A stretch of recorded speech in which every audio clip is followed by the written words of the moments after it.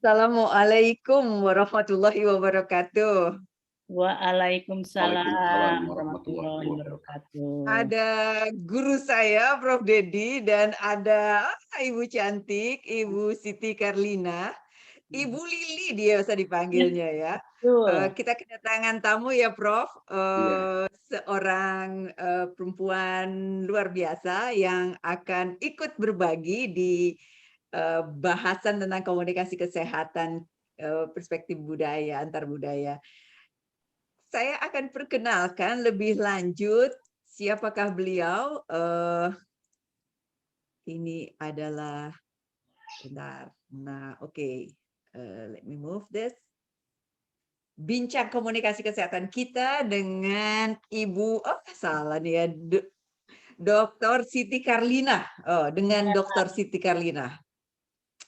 Beliau adalah peneliti komunikasi kesehatan. Jadi selama ini kita bahas tentang komunikasi kesehatan dari perspektif tenaga kesehatan gitu ya, Prof. Sekarang ini Iya, spesial ya, spesial ngebahasnya dari peneliti komunikasi kesehatan non tenaga kesehatan, non tenaga medis dan tenaga kesehatan. Siapakah beliau? Ya, beliau adalah dosen Vkom Unpad. Wah, udah 41 tahun mengajar ya. Ilmunya udah luar biasa ya. Jurusan jurnalistik, pengajar ilmu komunikasi dan lain sebagainya. Kemudian dari Universitas Pajajaran, pengalaman di jurusan juga luar biasa ya, sekretaris jurusan, kemudian ketua program dan lain sebagainya ya, ketua senat. Sekarang udah nggak lagi ya. Sekarang fokus buat research komunikasi kesehatan ya. Bukunya juga, wah keren ya, Komunikasi Masa Suatu Pengantar, kemudian Komunikasi Kesehatan, inilah pentingnya kita bahas sekarang ya, Health Communication. Jadi sebenarnya tulisan-tulisan tentang komunikasi kesehatan lumayan kaya ya. Penelitian-penelitian dari Ibu Lili adalah, wah ini dia, sebagai Ketua Research tentang Komunikasi Kesehatan, the implication of digital health information on therapeutic communication. Wah, kita mau tahu ini ya, Prof. Kemudian communication patient pattern on community based on ini ya, tentang HIV. Wah, terus juga family member in Sudanese culture. Wah, ini dia seru nih ya. Ini seru nih ya, Prof. Kita akan dengerin tentang ini dan lain sebagainya ya. Kemudian komunikasi dokter dengan pasien kanker terminal, media dan lain sebagainya. Dokter patient communication in high context Sudanese culture. Ini juga menarik nih ya. Waduh, ini Dan itu yang akan dipresentasikan hari ini. Yang ini yang mau dibahas. Betul. Nah, sebagian kita akan klik-klik gitu ya, Prof ya. Nah, untuk tahu nih. Dan oke. Ini promosi buku kita ya, Prof. Kita ngebahas kenapa ini penting, karena kita akan ngebahas tentang komunikasi kesehatan, pendekatan antar budaya, dan ini adalah contoh realnya dari Ibu Lili ya. Oke, so sebelum sampai Ibu Lili, Prof, saya sebenarnya ingin dapat overview sekilas, Prof, tentang pengaruh budaya pada komunikasi kesehatan. Nanti kita akan lanjut kepada Ibu Lili. Silakan, Prof. Ya, terima kasih Mbak Mona ya. Selamat sore, Mbak Mona dan juga Bu Lili ya. Mudah-mudahan kita semua sehat. Baik ya. Yang namanya aktivitas komunikasi sebetulnya tidak pernah berada di ruang vakum sosial. Jadi selalu ada dalam konteks ya. Nah, salah satu konteks yang utamanya itu adalah konteks budaya. Nah, budaya di sini tentu harus diartikan secara luas dan luwes juga, bukan hanya budaya dalam pengertian sinonim dengan entitas politik seperti membandingkan Amerika, Jepang, Indonesia, atau juga misalnya dalam artian suku atau suku bangsa ya, tapi juga termasuk sebenarnya apa yang disebut dengan subkultur atau subbudaya, entitas pendidikan, ya, kelas sosial, termasuk juga subkultur atau subbudaya. Jadi kalau komunikasi itu tidak pernah di luar konteks, berarti semua bentuk atau konteks komunikasi ada dalam konteks, termasuk komunikasi kesehatan, ya, dan khususnya komunikasi terapeutik, komunikasi antara dokter dan pasien yang tujuannya untuk menyembuhkan pasien yang kita bahas pada hari ini, gitu. Ya, dan ini saya kira sangat penting buat para tenaga kesehatan, ya, dokter gigi, perawat, bidan, manajer rumah sakit, ya, ahli farmasi, apoteker, untuk memahami bagaimana pengaruh budaya atau subbudaya terhadap komunikasi kesehatan dan komunikasi terapeutik ini. Nah, sebelum kita nanti mempersilahkan Bu Lili untuk menyajikan hasil penelitiannya, saya akan memberikan beberapa contoh yang sederhana aja. Pertama, hasil penelitian dari mahasiswa S2 yang saya bimbing, ya. Bagaimana seorang bidan, ya, bidan di kecamatan apa namanya, Cempaka Mulia di Kabupaten Cianjur, ya. Karena suaranya, volumenya, nadanya yang keras, dia dianggap oleh masyarakat itu sebagai bidan yang suka marah, gitu. Padahal dia merasa galak, padahal dia merasa volume suaranya biasa-biasa aja, gitu, ya. Dan saya pun pernah mewawancarai seorang dokter spesialis ahli ortopedi dalam riset saya yang dipublikasikan di sebuah jurnal internasional, ya. Dia mengatakan sebagai dokter yang bersuku Batak, dia itu selalu berbicara terus terang apa adanya kepada pasien dan keluarganya yang berasal dari komunitas Batak, gitu. Nah, dan cara dia berkomunikasi itu berbeda kalau pasiennya itu dan keluarganya itu adalah orang-orang non-Batak, seperti orang-orang Sunda atau orang-orang Jawa, ya, yang berkomunikasinya itu memang sering penuh basa-basi yang kita sebut sebagai komunikasi konteks tinggi, ya, khususnya pada orang Jawa dan pada orang Sunda. Mereka tidak mengatakan apa yang mereka maksudkan dan tidak memaksudkan apa yang mereka katakan. Sering mereka berperilaku seperti itu, ya. Nah, seorang dokter yang menguasai atau memahami komunikasi kesehatan dengan pendekatan antar budaya, tentu dokter seperti ini harus tahu ketika orang Jawa atau orang Sunda mengatakan ya ketika diminta untuk datang lagi untuk konsultasi atau untuk konsultasi lagi mengenai hasil laboratorium pada pertemuan mendatang, misalnya minggu depan, gitu, ya, harus yakin apakah ya-nya atau anggukan kepala dari pasien itu memang benar-benar menunjukkan keseriusan atau cuma basa-basi aja. Padahal sebetulnya mungkin dia tidak mau datang lagi. Nah, ini contoh-contoh yang sederhana. Masih ada misalnya, ya, Prof. Bagaimana? Dia bilang enje itu kalau orang Jawa apa maksudnya, gitu. Atau kalau orang Sunda muhun, belum atau tentu bahkan iya, gitu, ya kan? Betul, kadang-kadang menggunakan insya Allah dok, padahal insya Allahnya belum tentu akan datang lagi, gitu. Saya kira ini sebagai pengantar ringkas aja. Masih ada sebetulnya beberapa ilustrasi atau contoh lain. Tapi karena kita akan mempersilahkan Bu Lili, saya kira ini Bu Lili sebagai bintang utama acara kita pada hari ini. Enggak, Bu Lili. Berbagi. Ya, tapi sebentar, Prof. Saya mau tahu dulu, Bu Lili ingin tahu kenapa sih tertarik pada komunikasi kesehatan, lalu baru tentang penelitiannya. Personal interest-nya di mana, gitu? Why it's important? Oh iya, sesungguhnya ini semua dari pengalaman saya melihat sehari-hari. Saya mendengar bagaimana dokter dan pasien dari teman-teman, pengalaman saya di rumah sakit, pengalaman saya dengan dokter, begitu ya, yang saya baca-baca, begitu ya. Dan ini menimbulkan pertanyaan-pertanyaan besar pada diri saya, dan bagaimana cara menjawabnya, saya harus ancelum bahasa Sunda, masuk ke dalamnya lebih jauh. Kalau masuk ke dalam lebih jauh itu dengan apa, ya? Dengan riset, gitu. Muncullah riset-riset saya dari situ, jadi ketertarikan saya kepada komunikasi kesehatan. Gitu. Itu awalnya saya tertarik kepada isu komunikasi kesehatan. Oke, very good. Risetnya gimana? Menarik sekali, ya. Jadi risetnya sangat kita variatif. bakal tahu nih. Ya, risetnya sangat variatif. Ada tentang medianya, tentang promosinya, tentang iklan ada, tentang komunikasi terapeutik, tentang HIV yang terstigma, begitu banyak sekali. Tapi yang sekarang sesuai dengan janji saya mau angkat nih yang komunikasi dokter pasien, komunikasi terapeutik, tetapi dari dokter-dokter yang menjadi favorit pasiennya. Gitu.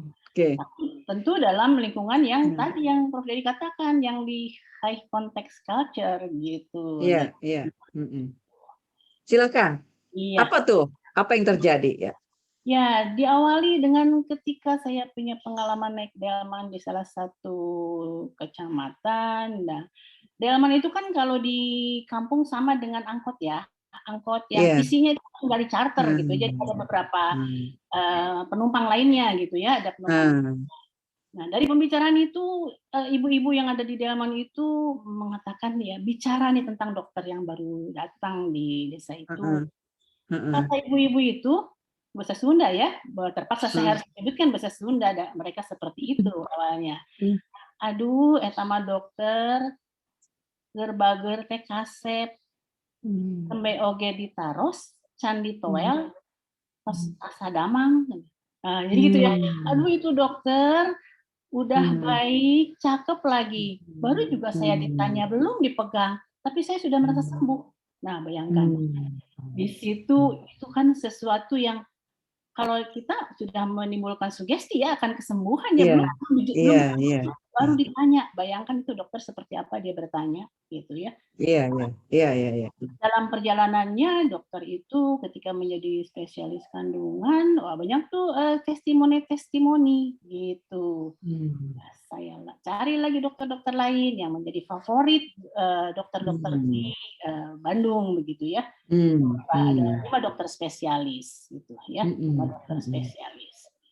Bagaimana cara mereka berkomunikasi? Temuannya saya kategorikan pada beberapa hal, dari mulai bahasa yang digunakan oleh mereka. Dalam komunikasi kan kita selalu mencari kesamaan, gitu ya. Bahasanya, ya kalau yang datang orang Sunda, dia berbahasa Sunda. Dari mana dia dokter tahu kalau dia orang Sunda atau tidak, gitu ya. Pas masuk itu ada pasien yang, damang dok. Nah, dari situ dokter menggunakan bahasa Sunda. Kalau ada yang bicara bahasa Indonesia, dokter bahasa Sunda, dan dia ternyata Sunda, ngobrol bahasa Sunda gitu ya. Itu lebih dekat gitu rasanya gitu menurut saya tersebut gitu ya. Nah, sudah dapat nih kesamaan nih dari bahasa yang digunakan gitu ya, dari bahasa yang digunakannya. Kemudian yang berikutnya adalah basa-basi. Nah, berbahasa-basi. Tadi saya sebutkan ada dokter yang baru juga bertanya, belum jawab, sudah rasa sembuh. Ada dokter lain juga yang satu kategori begitu ya. Ada seorang wanita yang hasil labnya didiagnosis oleh dokter tersebut, nih dokter onkologi gitu ya, harus diangkat salah satu payudaranya. Karena buat seorang wanita itu adalah harga diri mungkin ya, sesuatu yang penting sekali, vital di dalam dirinya. Tapi dia begitu pasrah ketika dokter mendiagnosis seperti itu. Dia nyaman, dia menerima, dia tidak menolak sedikit pun, dan suaminya juga menerima akan istrinya tuh diangkat satu payudaranya. Enggak tahu ya kenapa saya sampai tergerus, dan saya tidak menolak. Saya nyaman sekali, dan itu tidak masalah buat saya. Yang penting saya bisa mempertahankan hidup. Nah, seperti apa itu kalimat-kalimat yang dikeluarkan oleh kata-kata dokter tersebut, begitu ya. Nah, ini banyak contoh-contoh lainnya, begitu ya, yang seperti itu. Nah, tadi yang pertama adalah dengan bahasa ya. Yang kedua adalah dengan basa-basi, yang mungkin ini buat dokter di negara-negara di luar sana, basa-basi itu menghabiskan waktu gitu ya, nyiapkan waktu gitunya.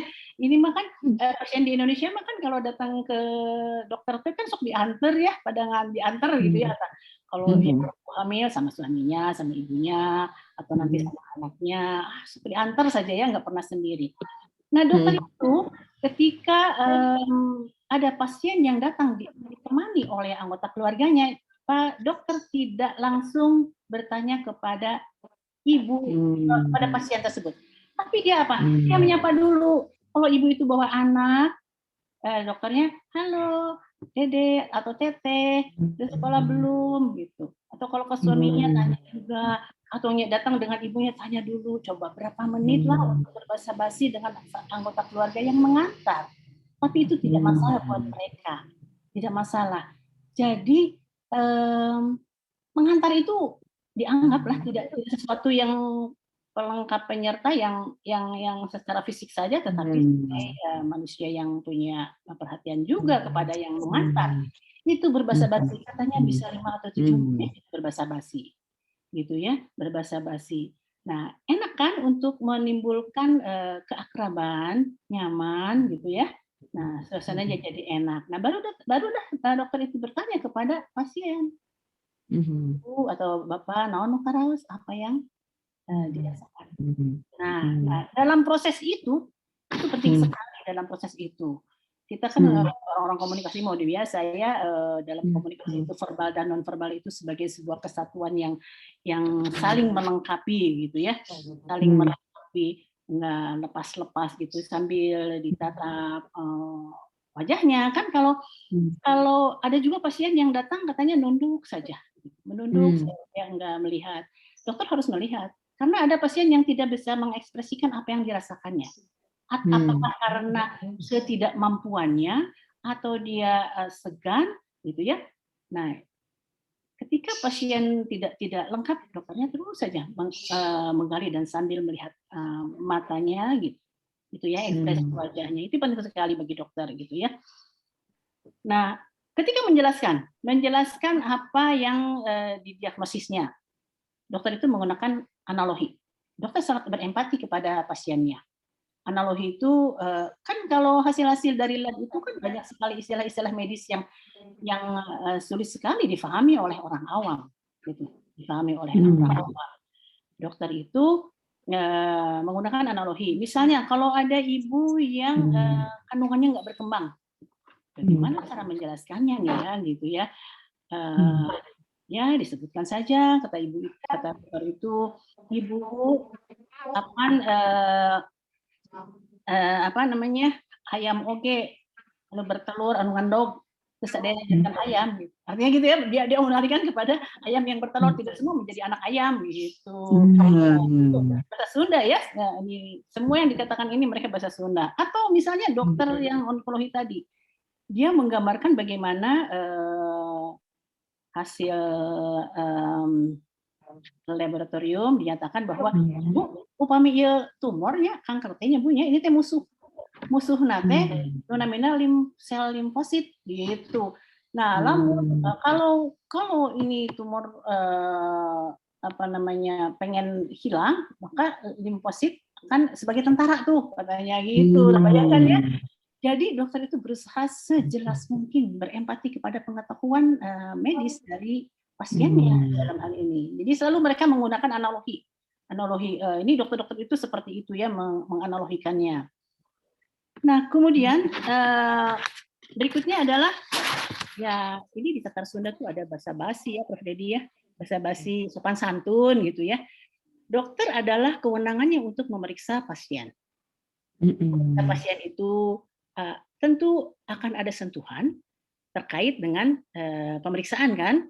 Nah, apakah itu USG ataukah itu diminta untuk berbaring, menengok ke arah kanan, ke arah kiri dan lain sebagainya. Itu setiap permintaan dokter terhadap pasiennya untuk melakukan sesuatu terkait medis, maka dokter itu punten ya, punten itu simbol ya padahal dia berwenang kan, dokter itu berwenang loh, kata orang Sunda, dia punya kewenangan untuk itu gitu ya, tapi tetap dia menggunakan punten gitu ya.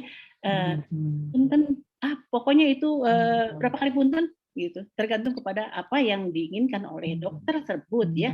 Permisi ya, punten tuh kan. Itu permisi gitu ya. Iya. Mohon izin. Iya, mohon izin gitu ya. Santun sekali ya. Iya gitu. Jadi rasanya ya punten gitu ya. Nah, ya. Ada juga ketika ini kalau kelihatan nih dari tadi dokter itu ketika anamnes itu melihat matanya kelihatan ibu bingung, ya, itu bingung. Dokter Anti mengatakan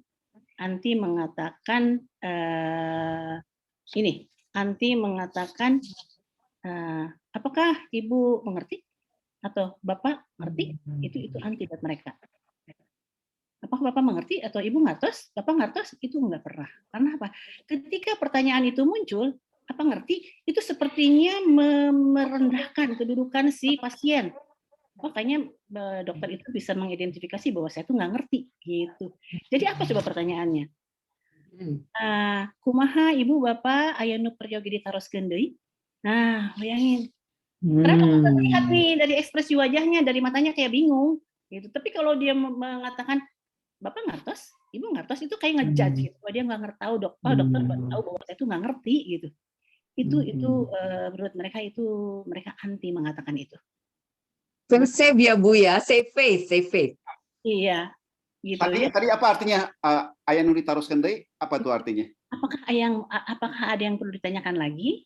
Nah, padahal dokter udah tahu si bapak ibu teh bingung, kelihatan dari ekspresi wajahnya, dari matanya tuh bingung. Tapi kalau mengatakan bapak ngerti, ibu ngerti, mungkin kita juga kalau ke mahasiswa gitu ya Prof Didi ya, mahasiswa akan merasa tersinggung ketika kita bisa mengidentifikasi bahwa mereka nggak ngerti gitu. Ya, jadi pertanyaannya manusiakan lah pokoknya ya mereka itu. Iya.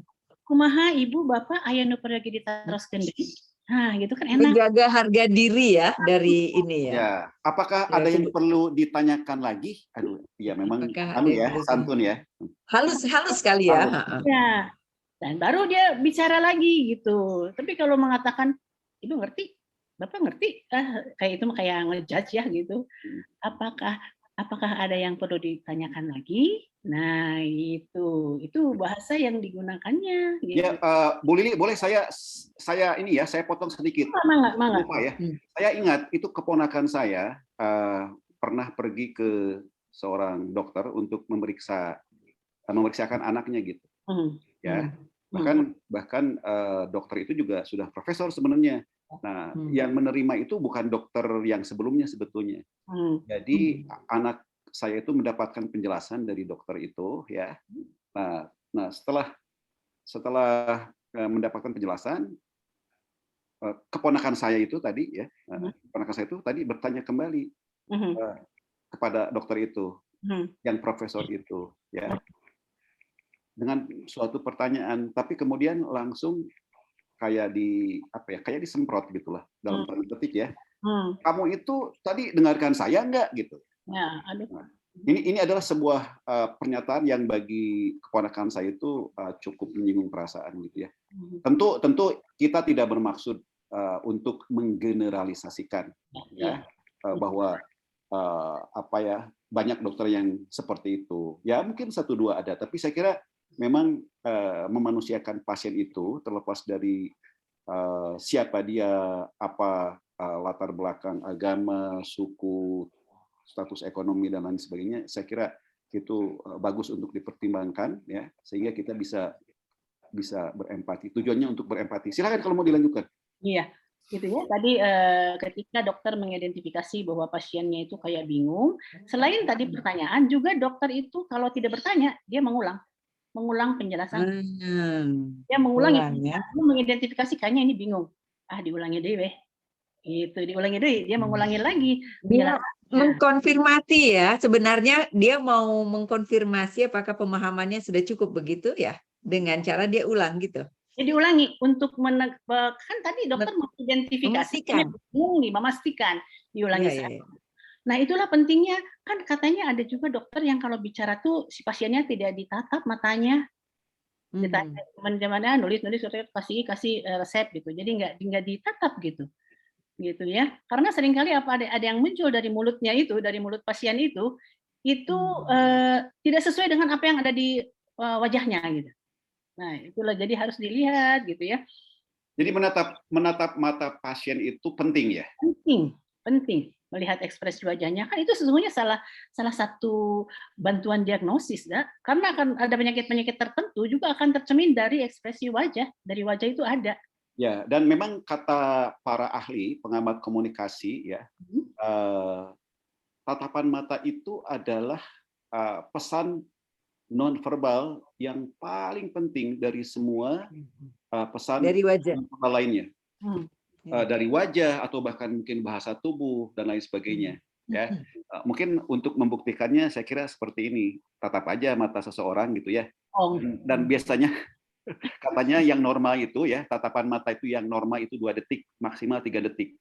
Nah, kalau ingin mengetahui betapa bermaknanya tatapan mata, tatap aja seseorang lebih dari 5 detik, coba 10 detik gitu ya, laki-laki terhadap laki-laki, perempuan terhadap perempuan, laki terhadap perempuan ya.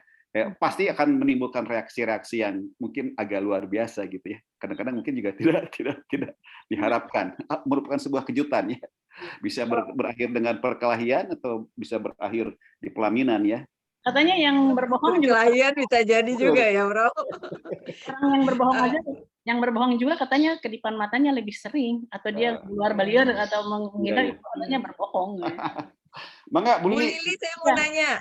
Saya mau nanya dulu ya, Bu Lili. Jadi ini konteksnya Sunda ya, Bu Lili. Jadi artinya gini, kalau tadi bahasanya bukan bahasa, jadi nggak dibahas bukan bahasa Sunda ya. Artinya kalau misalnya dokternya itu menggunakan bahasa Indonesia, apakah ada, kan tadi kan bahasa, kemudian basa-basi, kemudian eye contact, gerak tubuh dan sebagainya.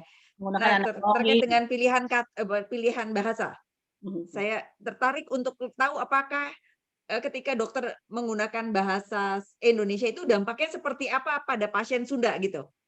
Iya, kalau ada nggak itu? Tidak dilihat. Yang penting ketika itu adalah bahasa ya pasiennya bahasa Indonesia, dia menggunakan bahasa Indonesia. Oke. Iya, gitu. Nah, satu hal lagi nih, atas prinsip the patient has a right to know gitu ya. Nah, si dokter juga kan harus menyampaikan sesuatu seburuk apapun kepada dokter harus menyampaikan seburuk apapun kepada pasien. Bayangkan nih, ketika ada pasien yang didiagnosis harus diangkat payudara begitu ya. Harus, tapi kan tadi katanya high context culture ya. Gimana itu mengemasnya, menyusunnya itu mereka harus melakukan pilihan-pilihan kata. Diksinya itu harus dipilih gitu ya. Bagaimana cara memulainya gitu ya. Ya, dokter itu dengan intonasinya lebih rendah atau menarik nafas gitu ya. Dia pelan-pelan gitu ya. Cara menyampaikannya itu begitu ya. Dia memilih kata yang paling tepat untuk pasien ketika dia didiagnosis sesuatu yang sangat berat gitu. Ya, pilihan kata itu penting kata dokter. Memilih katanya diksi gitu ya, diksinya itu ya. Dan cara intonasi ketika menyampaikannya. Intonasi ketika menyampaikannya ya dengan narik nafas, bicaranya sedikit lirih gitu ya. Narik nafas panjang gitu ya. Karena menurut dokter dengan cara seperti itu pasien mungkin bisa mereka mah bilangnya surti itu apa ya? Bisa nebak lah gitu. Kira-kira pasiennya itu bisa nebak ketika dokter mengekspresikan cara bicara seperti itu gitu. Jadi enggak kaget, jadi ada apa namanya? Ada dari awal itu sudah dikondisikan bahwa ini akan sesuatu yang sangat penting akan disampaikan oleh dokter dengan cara bicara seperti itu gitu. Dan keluarlah kata-kata yang dipilih itu ya. Selain intonasi dipilihlah diksi yang tepat menyampaikannya. Gitu. Ada contoh nggak, Bu Lili? Mungkin masih ingat nggak contohnya seperti apa? Contoh-contohnya ingin menyampaikan sesuatu yang serius ya, yang mungkin sebenarnya kalau disampaikan datar tuh, waduh ini akan membuat pasien yang bersangkutan tuh sangat sangat shock ya, sedih gitu ya. Bad news ya, menyampaikan berita buruk ya, kondisi pasien ya. Saya lupa lagi kata-katanya itu jadi yang harus dioperasi ini harus diangkat begitu ya Ibu, pami henteu dicandak, ieu bakal kumaha gitu tah. Kalau yang ada kanker di otak, Ibu, ieu tuang putra kedah diangkat, ieuna tiasa dioperasi. Pami dioperasi, tangtos ada saraf nu kapotong. Pami saraf nu kapotong, tangtos engke pami tetep tiasa hidup. Jadi itu kalau anak itu ada kanker di otaknya ya. Kanker otak itu kan kepala itu batok ya. Kalau ada kanker membesar, dia kan nggak akan ngedesek otak. Beda dengan kalau kanker di payudara, dia akan membesar atau di perut gitu ya, di usus besar. Tapi kalau di batok kepala, batoknya tuh terbatas, batok mah nggak berkembang. Jadi kalau ada kanker membesar itu dia menekan otak gitu ya. Nah itu dijelaskan gitu.